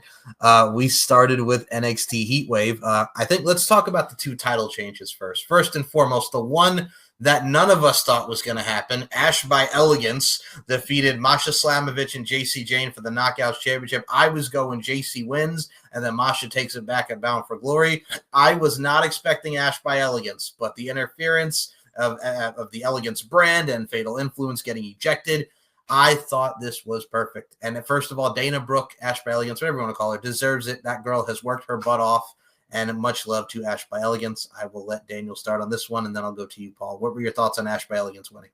Honestly, I was kind of shocked. Mm-hmm. You know, I thought, well, if anything, Masha gets it back. You know, I thought maybe they put, Ash in just to, be the one to take the pin. Mm-hmm. Mm-hmm. Every company's done it. So I thought, yeah, but am I happy for it? Absolutely. We did get that backstage segment with Fatal Influence kind of teasing some dissension. Mm-hmm. So we're probably going to get the breakup of them at some point. I think JC, I would say by this time next year, she'll be on the main roster. I agree. I think we're also building up to JC and Fallon Henley, which I think is going to be really good, and Jasmine Nix in the mix. It's kind of like when Legacy broke up, when you got Randy, Teddy, and Cody. Now you're probably going to get JC, Fallon, and Jasmine. So that's pretty cool to see their dissension. Paul, I got to ask, what were your thoughts on Ash by Elegance winning the Knockouts Championship? Now 2 belts with Ash by Elegance. So now we think, oh yeah, I know, because the Elegance brand already have the TNA women's tag team titles. But to DC's point, I mean, yeah, we're going to end up seeing that we see that dissension in there. We see Jasmine Nix kind of, she got shouted at by JC Jane, and it's like, all right, well, and she looks like she's taking it right now. I get it. She's the green. She's the one that's very, very green. She's the newbie, so she's pretty much taking it. But you can kind of see in Fallon Henley's eyes, like, she's like, I'm getting annoyed by this. Like, you're getting mad at us because we got thrown out, but you were still in that match. Like, come on. And I see it too. Will it happen anytime soon? Probably. Halloween Havoc, probably by at least then. But I thought, like you guys, I thought Masha was going to get it as Bound for Glory. That's where I really, really thought that a lot of the major titles, at least the titles that were in TNA, are going to end up coming back at Bound for Glory. That's what I thought anyway. But hey, Ash by Elegance, hey, Dana Brooke, Ash, whichever way you want to call it, whichever way you want to go about her, she put in her dues and she put in the time and the work, and she was excellent for winning this one, man. And it was the right decision. I did laugh with her promo on Impact before we even came to this, where she's like, I'm a 13-time world champion. I'm like, it's the 24/7 title. I thought that was a nice little mix where she was talking about being a 13-time world champion. It's the 24/7 title. That cracked me up. But I think with everything that we got going on here, much kudos and much love. Like you mentioned, Carlos Silva at the end was a nice surprise. Also, just being very happy that the belt is back in TNA. Now, the other championship that was changed hands there, this match was nuts, and it just shows the effort that all these men put in there.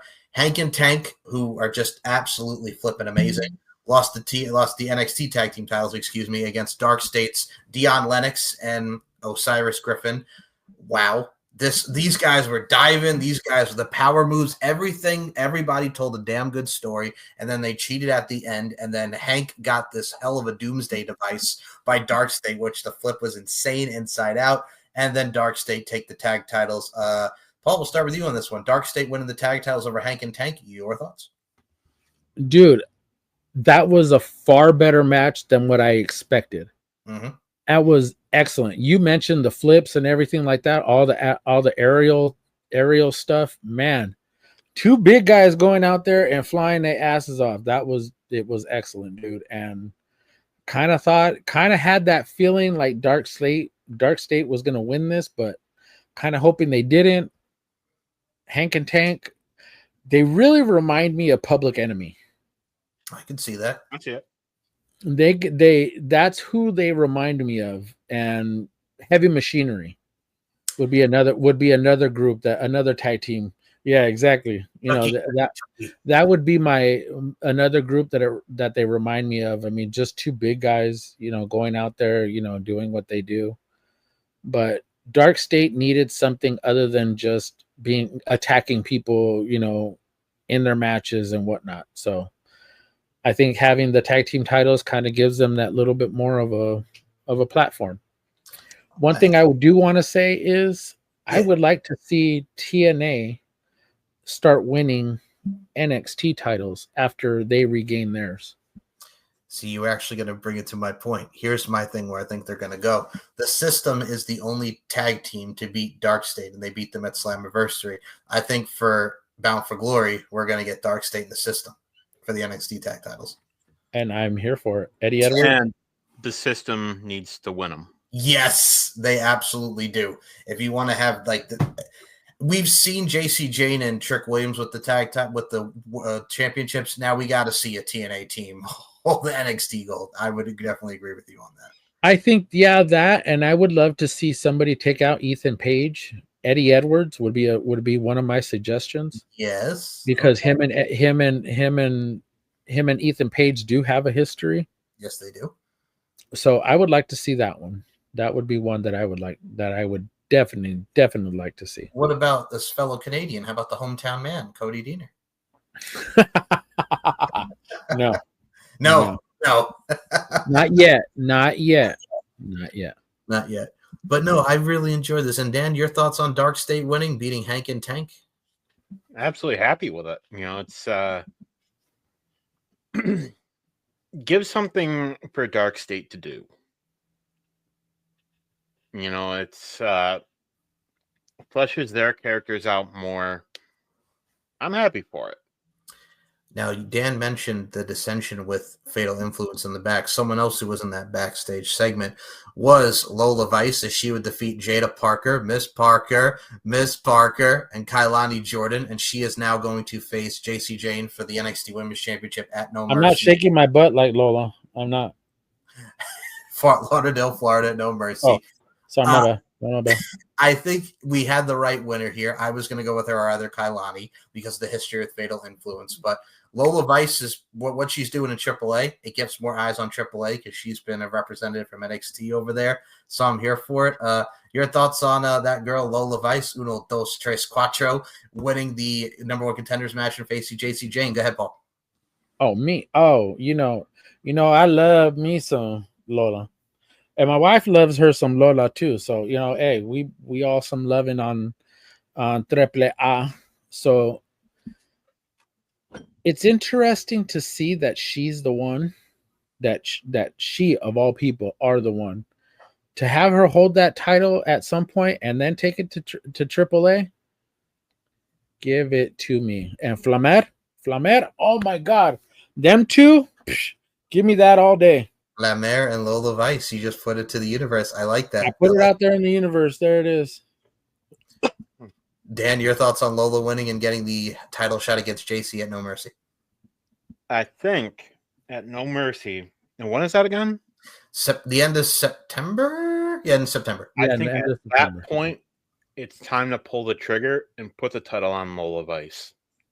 I concur. The girl has it. You know, that special, that the intangible it factor. Like, she is over with the crowd. The crowd, you know, is stoked about her. Like, and she comes across as just a genuine person. Like, she's got a good story. You know, another MMA fighter.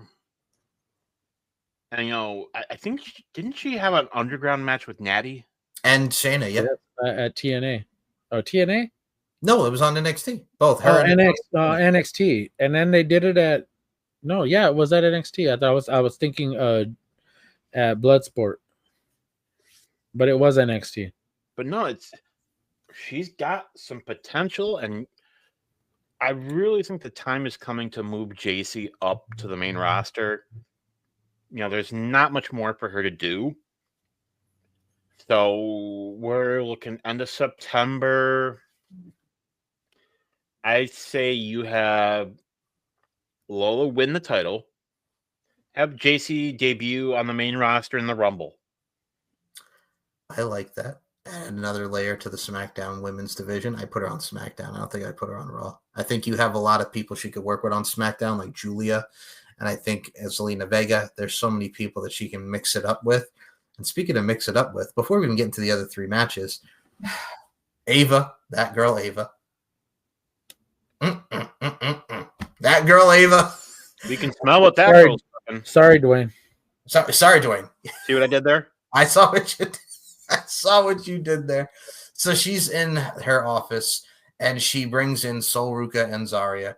The men's and women's speed championships are going to be NXT. Thank God we are finally doing something with these speed championships besides the Twitter show and whatnot. And now we're going to have a tournament to see who's going to face Sol Ruca, which features talent from Raw, SmackDown, NXT, TNA, and AAA. Yes! Yes! There had to have been a reason aside from them that they didn't announce like they were getting rid of them. That's the key to all this. Like everybody kept saying, "Oh, well, they're not showing those speed things anymore on Twitter, and they're not doing it at shows." They didn't announce like, "Hey, you know, we're getting rid of them altogether," you know, whatnot. But this, such a good thing for them, such a excellent thing for. I would have liked to have seen the women's tag team titles come back, but hey, speed titles are fun. Your thoughts on the speed championships being on NXT now, Mr. Daniel Crimmins? I'm cool with it. Makes sense. You know, and it gets it off that bullshit app. Yes, I agree. I mean, from I said, yeah, I agree. I mean, from TNA, you have so many people you could put in there. You could put Indy Hartwell in there. You could put Rosemary. You could put in really anybody that's doing their thing. Xia Brookside would be a nice little addition. The former Xia Li. We have so many people at AAA, like you mentioned, Flamer. You have so many people from the AAA side. And I'm really looking forward to see who they have face Sol Ruca because I know it's going to be sweet. Speaking of sweet, my goodness gracious, Jordynne Grace and Blake Monroe. Blake Monroe's first one-on-one match at an NXT PLE. I thought they worked well together. They focused on Jordan's arm, the suplexes, the power moves from Jordan, the taking off of the bottom ring turnbuckle there, and they used it to her advantage at the end with the arm and the face into it until the double under it took DDT. The right person won. I think we're going to continue this, and I think we're going to get a street fight out of this, and it's going to be amazing because we know how Blake gets down in the underground, if you will, on the street fight side of things. So I thought the right person won. It was a strong showing from both women, and Blake Monroe gets a win in her NXT. And it definitely wasn't a Hollywood ending. No, it was not. But I see what you did there. But damn it, I'm liking this feud, and I like to see where it continues. So Dan, I'll start with Mr. Hollywood ending. Are you? What were your thoughts on Blake Monroe and Jordynne Grace? I loved it. You know, I think that was the end of it. Okay, you just loved it. Okay, he just loved it. I'll just go. I'm a big fan of both women. You know, Jordynne Grace has been killing it. you know, Blake Monroe, you know, Mariah May. I've been saying for the longest time that Mariah May was going to WWE, and people were like, no, she's staying. Yeah, no. And she's killing it. Crowd was super into the match. Mm-hmm. And like, I'm just really loving her run. You know, it's Jordan, you know, he's one of the people, it's hard for her to have a bad match with anybody. No, because I mean, we've seen her work in TNA, we've seen her work on the indies. I mean, she's just someone who, I mean, she's been wrestling since she was 14. So I mean, she has that experience from teenage years to adulthood. Like, she's just a powerhouse in a brick shithouse. And I mean, Paul, even ask you now, Jordan Grace or Blake Monroe, what do you think about the matchup? I thought it far exceeded my expectations, because what we're used to as far as like the WWE style, like and NXT is completely different from the main roster. That we can pretty much say for a fact that the main roster as opposed to the NXT style is very different, because you will get harder hits in NXT more frequently than you will on the main roster. That much we can agree on. And this match, this is Blake Monroe's best match to date, and I think it far exceeds a lot of people's expectations of what she can do in WWE. The fact that she picked up the win, that it wasn't Jordan Grace going over, was kind of blew my mind, but I get it, because what you really want is to establish her. As much as you want to establish Jordan, who is already an established star, you want to establish Mariah May, Blake Monroe, whatever the hell you want to call her. Mariah Mariah Monroe. You want to be able to establish her in this format of what in this style of WWE, and she took a little bit what she did in Stardom and Marigold and AEW and mixed it in to this WWE style, and it worked. Now, I'm glad you mentioned it worked, because things that did work versus things that didn't work, they tried so hard to get booed, that being Ethan Page and Chelsea Green. Ethan said, we're denying you citizenship into Canada, but those people did not care, because we had Ethan Page and Chelsea Green against Tavian Heights and Tyra May Steele. They would not boo Chelsea Green at all. Ethan Page tried to get them booed. No, they were not having it. We are not booing Chelsea. We are not booing Chelsea Green. No. Chelsea Green. And she did her damnedest to make Tyra May Steele look good. But I'm going to say this right now. That girl is not ready. She's not ready at all. Tavian Heights, I'm looking forward to him and Ethan Page. He had a good showing. I get why they did it for the USA versus Canada type of vibe here. But Tyra May Steele, minus the LFG, has only had like one match on NXT that was with Ariana Grace, and that match wasn't even that good. And then now she's been on Evolve, and she's had like one match with Carmen Petrovic, which was and she had like another one that she won. She's only had like 3 or 4 matches, but yeah, she still needs a lot of work, and those people did not give a fuck about Tyra May Steele. And when Chelsea Green got the pin on her with the Unpretty Her, everybody was like, yeah! And I was happy too, because that's who I wanted to win. Match was fine, but yeah, go ahead, Paul. You want somebody to go over. You want the more popular person to go over, but at the same time, I like her. I liked her in LFG. I like the matches that she had in LFG. And yes, she still has so much more work to go. Is she a natural athlete? Of course. Yes. We already know that. Can some adapt to it a little bit faster than others? Yes, they can. Does she have the holds? Does she have the moves? Yes. But does she know how to put them all together? No. And she is very green. She needs that experience in the ring with people with more experience and more experienced, seasoned people. And I am hoping that she goes to Evolve and evolves into a better talent, because that's what she needs. especially with those people in Evolve who are already, a lot of them are already talented women who have wrestled around the world. She just needs that seasoning. That's all she needs.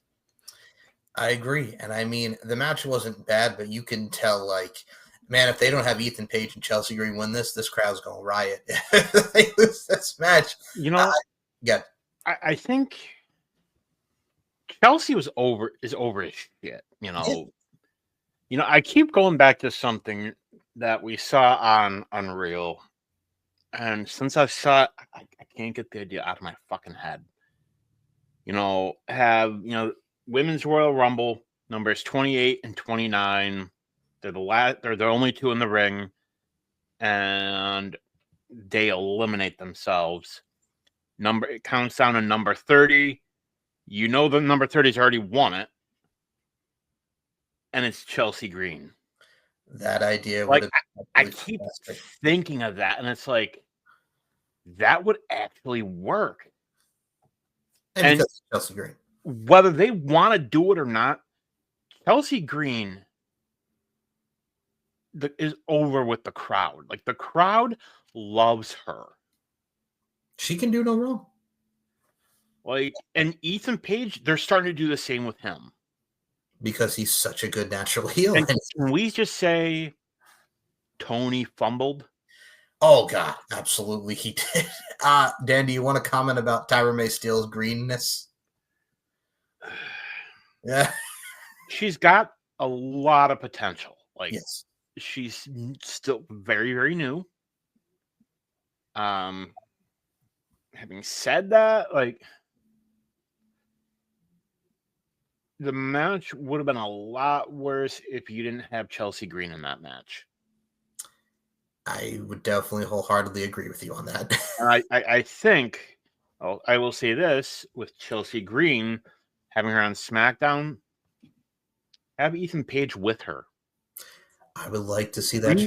The reason I'm saying that is it gets the main roster used to seeing him, so that when the time comes to move him up, they know who the guy is already.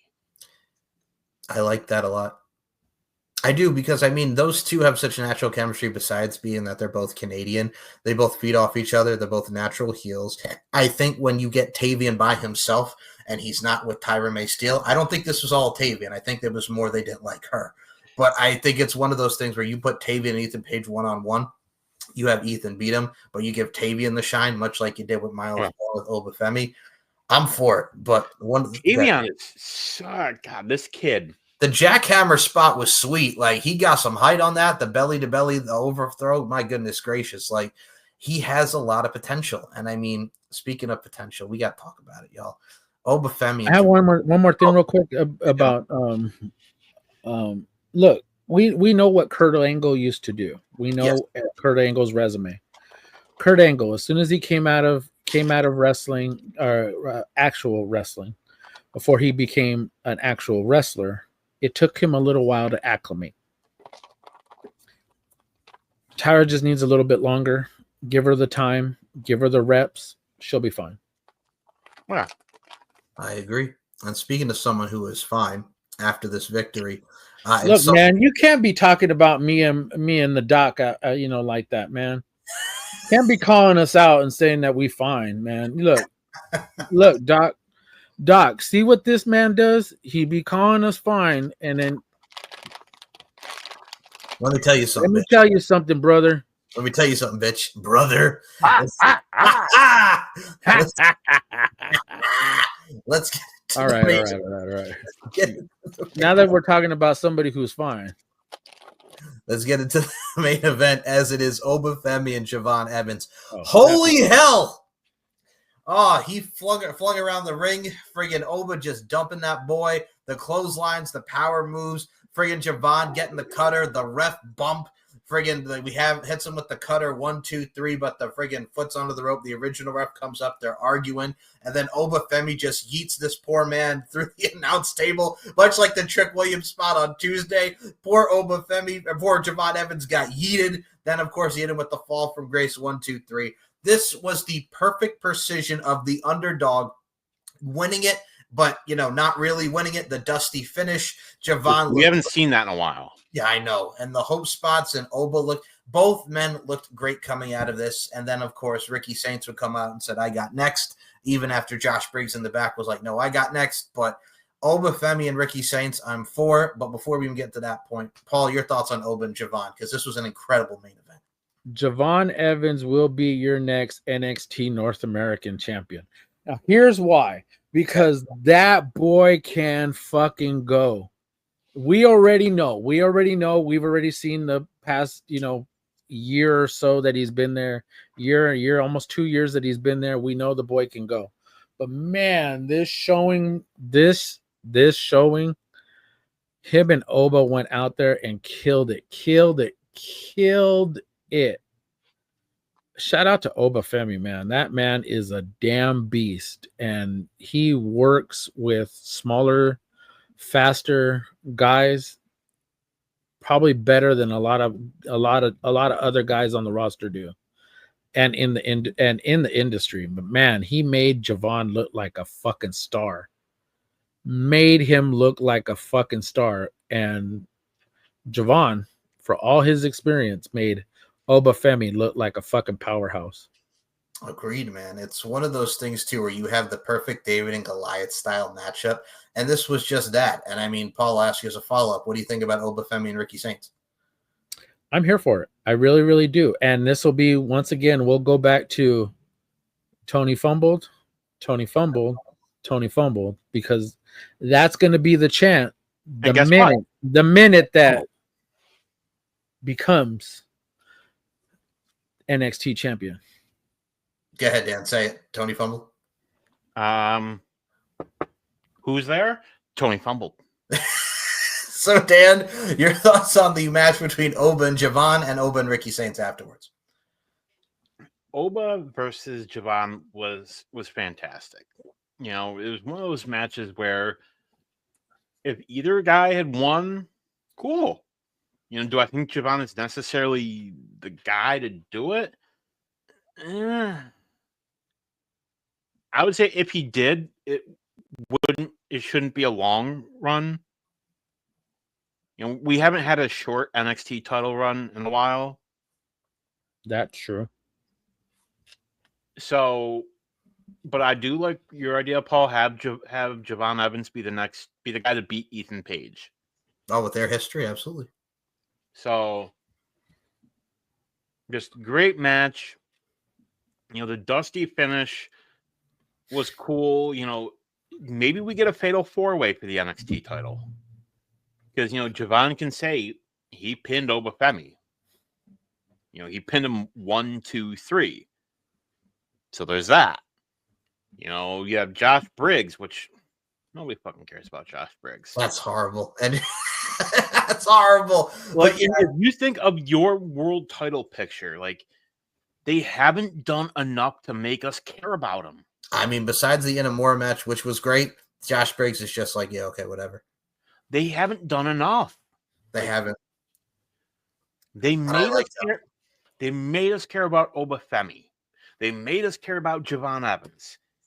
Anymore. More time. Anymore. That's another person that they made us care about. Miles Bourne. Like, they built these Miles people. Bourne is another person that they made us care about. Tavian. They're making us care about him. Yes. Yeah. Josh Briggs is just like, no. Do more with him. So, but do I think Briggs is the right person to do it? No, absolutely not. No. I would say realistically, the person to take it off of Oba, it needs to be Ricky Saints. I don't see who else. I mean, there's nobody else in the pipeline who's even close. So Ricky Saints needs to be your dude. I think Oba's time in NXT is drawing down because, like, you've heard him say, there's no one left. I'd like to see him run it back. One, run it back with Moose. Yes. Two, I would love to see him and Steve Macklin go at each other. Ooh, that's another. Because I think that would be two people who I think could come over. Mike Santana would be another one. So idea there. What if I would not be shocked if he's the one to do it. Joe Hendry? Yeah. I am for it, man. I think we have. All I got is Fluffy. What if you have Macklin or Moose or Hendry or whoever be the one to beat Obafemi? I don't think it's going to be Santana because I think he's going to be the one to take it off a Trick. Yeah. And Bound for Glory. Yeah. But thinking of Paul's idea, what if you have the TNA title was won by Trick at a WWE show. What if you have Joe Hendry beat Obafemi at Bound for Glory? I like that. I like that a lot. I mean, I think that's very much doable. I don't hate it. No, I like it. I really, really do like it. That would be one that would have a lot of, and we already look at how many times we've seen Joe Hendry in NXT already. The backstage segments are great. Hilarious.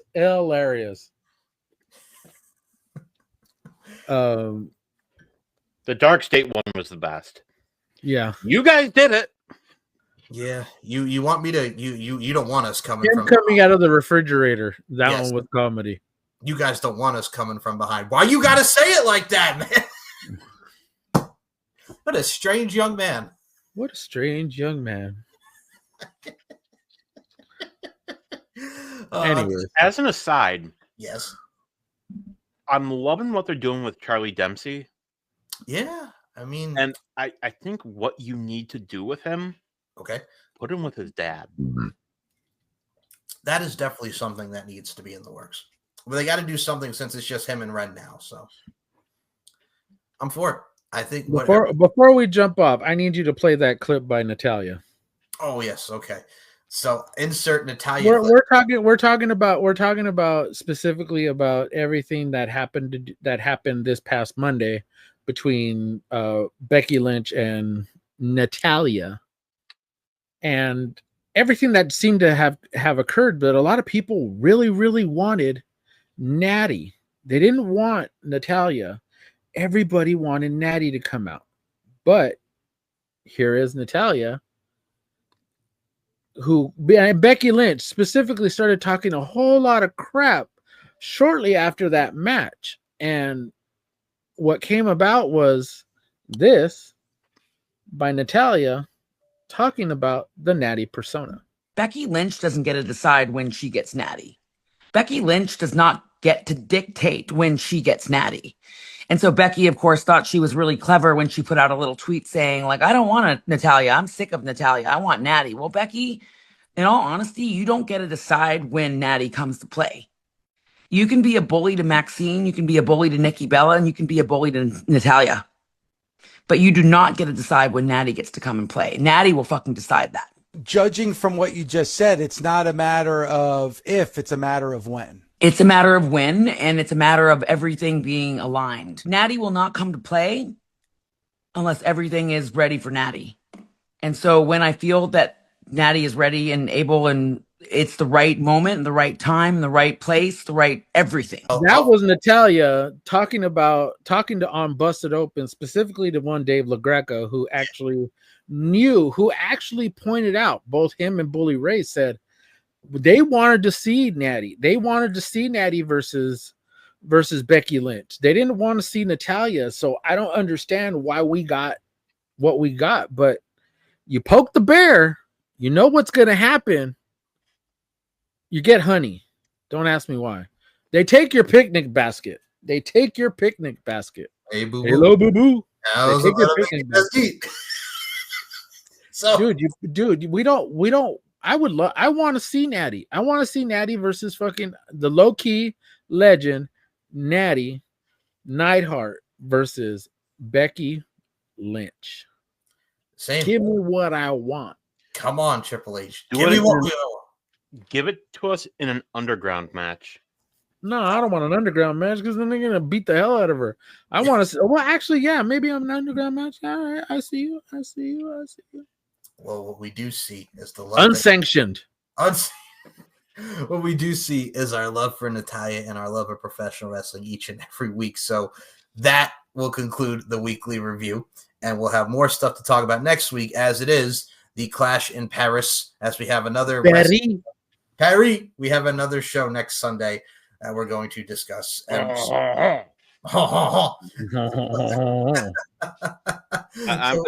sorry to any viewers we may have from France.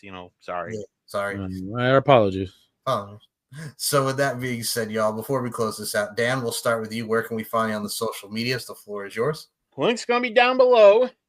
Mike and I just finished our most recent season of Uncaged, where we discussed the effect and the importance of the Four Horsemen. Mike's going to put the link down below. Chipop numero 3. Mr. Morales, what do we got? Name's right there. The Dead Man of RWT.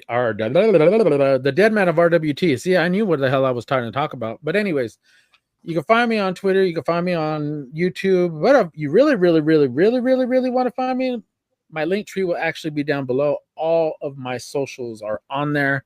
I just the other day finally went through and went through and added all my social medias to it. So this way you could find me there. Specifically, I'm doing a hell of a lot more on TikTok. I'm doing a hell of a lot more on Threads. And of course, I will be taking clips for this show, putting them both on there, and actually adding more to my YouTube because I need to be able to do that. But of course, Mr. Michael Larkin, my brother from another mother, where can we find you? StephenMikeShow.com, LFCfights.com, SM Show Wonder MCL92 on Twitter, and Larkin_92 and MLarkinMB on the Instagram, and of course, S&M Network Shows, which features the LFC podcast On the Mic with Mike, the Stephen Mike Show, the weekly review with these two knuckleheads over here, Paul Morales and Daniel Crimmins. Dan and I with Uncaged, much like Dan mentioned, we have just wrapped up Season 5, Season 6 coming soon for Uncaged. Of course, you get the Pop Culture History Podcast. You get so many great things that come with this fine YouTube channel. Of course, Deep Into the Heart of Wrestling with my boy Rob and Nicola McDonald, the Demoness herself. You can check out the Wrestling Roundtable, which we have another episode coming up soon with myself, Paul, Dan, Rob, Nicola, and Mo, as we all discuss the legacy of Hulk Hogan, brother. And if you want to check out Hulk Hogan. Fuck the Hulk Hogan. And if you want to check out Mo and I, we just did a promo exhibition for Max Wrestling's Open Door, and we went ham. Yeah, it's something to see. They didn't cook ham because I wasn't invited. But they actually went ham on each other. That's later. Okay, I know. So that's Thanksgiving. All right, now. So where's the ham, Michael? Where's the beef? So Fool, we didn't say that. Fool, we didn't say that. We said. All right, man. We didn't say that. We said where's the ham? Not beef, ham. Beef, ham. Well, either way, I had to make these two laugh. See, man, look. Either way, that's it. We're done. We're out of here. Look, we're gonna get this out of here. We got beef, we got ham, we got a whole lot of shit. So that being said, we're Daniel Crimmins, we're Paul Morales, my name is Mike Larkin, and to all the ninjas that be watching us, we appreciate you. Oh, man. We'll pay you! We'll pay you, we love you, and Bill Goldberg. Happy birthday, Usos. Yeet. Yeet.